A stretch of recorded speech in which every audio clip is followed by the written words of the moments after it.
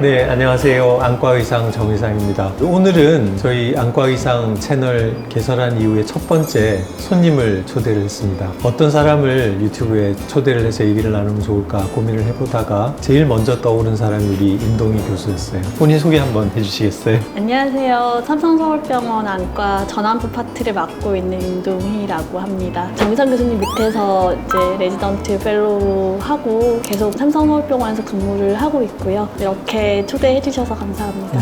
제가 그 임동희 교수 처음 만난 게 그게 이제 몇 년도였어요? 생각도 잘 안 나지? 2004년도입니다. 2004년도. 내가 1999년도에 삼성의료원에 처음 갔었으니까 2004년도면 진짜 나도 어릴 때죠. 조교수일 20년 때. 20년 전. 그때 이제 실습 강의를 나갔는데 학생들 여러 명 중에 가장 똘똘한 친구가 우리 임동희 교수였어요. 강의를 하거나 뭐 과제를 줘보면 발표하는 것만 딱 봐도 얼마나 이 사람이 유능하고 잘하는지 알 수 있는데 그때 이제 딱 머리에 각인이 됐던 친구가 그 뒤에 인연이 돼서 또 안과를 하게 되고 제가 하던 각막 파트의 후임자로 제가 있었던 삼성의료원에서 또 교수를 하게 되고 게다가 또 워낙 예쁘고 일 잘하고 똑똑하고 너무 가차.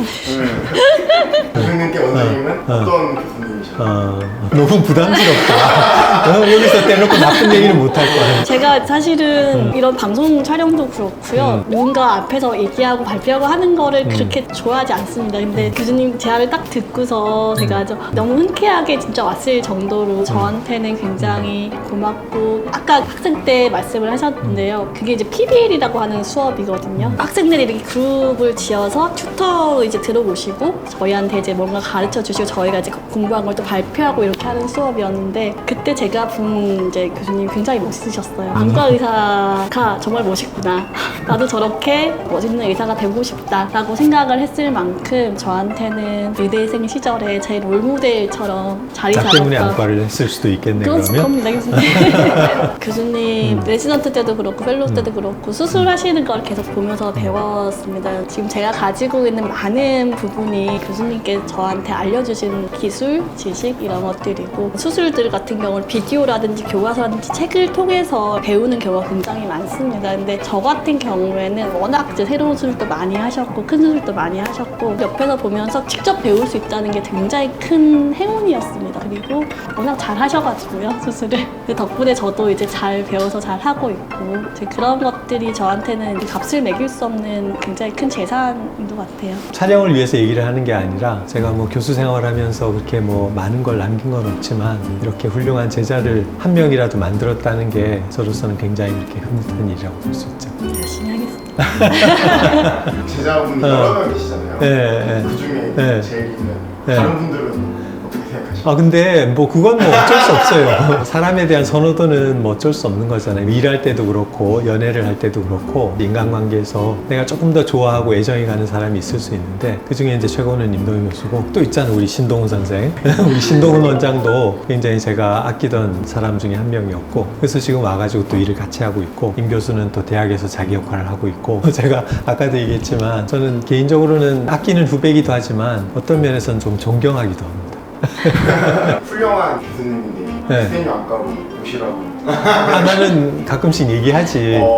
근데 이제 자기 할 일이 또 있으니까 거기서 이제 할 일이 어느 정도 또 뭐 마무리가 되면 여기 와서 나하고 또 즐겁게 또 여기서는 또 조금 여유를 가지면서 또 아이들하고 시간 더 가지면서 할 수도 있으니까 나중에 우리 PD님이 좀 꼬셔봐요. 나는 당장 꼬시고 데리고 오고 싶지만 본인이 이제 할 일이 있으니까 그런 것들 어느 정도 마무리되면 또 나중에 여기서 또 실제로 우리 병원 원장으로 같이 이렇게 유튜브 촬영하는 날이 올지도 모르겠어요. 그때는 저희가 조명 한 4개 쳐드리겠습니다. 더 예쁘게 해줘.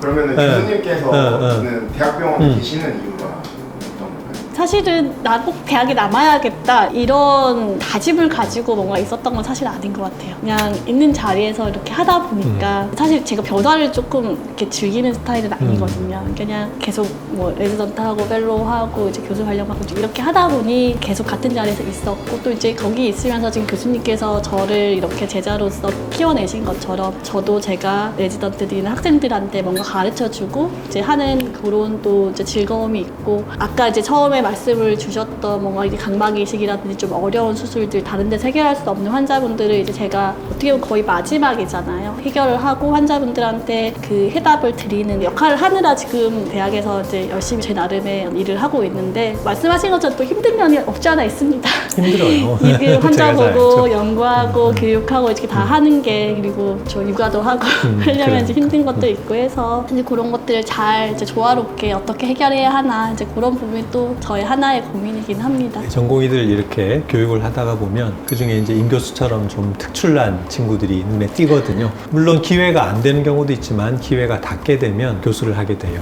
저도 사실은 전공의 할 때 칭찬을 많이 받고 그랬던 터라 기회가 돼서 또 교수를 했던 거고 애초에 내 병원을 만들고 내가 하고 싶은 대로 사업을 해보겠다 그런 기대를 가지고 열심히 하는 친구들도 있고 또 이렇게 하다가 보니 너무 똑똑해서 교수가 되는 경우들도 있고 본인의 이제 의사에 의해서 가는 경우도 있지만 어느 정도는 주변의 어떤 여건에 의해서 나지 못해서 그렇게 되는 경우들도 있는 거거든요. 근데 그렇게 되면 또 책임감이 워낙 강한 친구니까 그 자리에서 또 그렇게 열심히 잘 해내는 거죠. 어떻게 보면 임동희 교수의 어쩔 수 없는 운명인 거예요. 이왕 하는 거 열심히 하면 좋잖아요. 그래서 지금처럼 열심히 하시고 나중에 또 마음이 변하거나 그러면 저한테 이제 문의하시고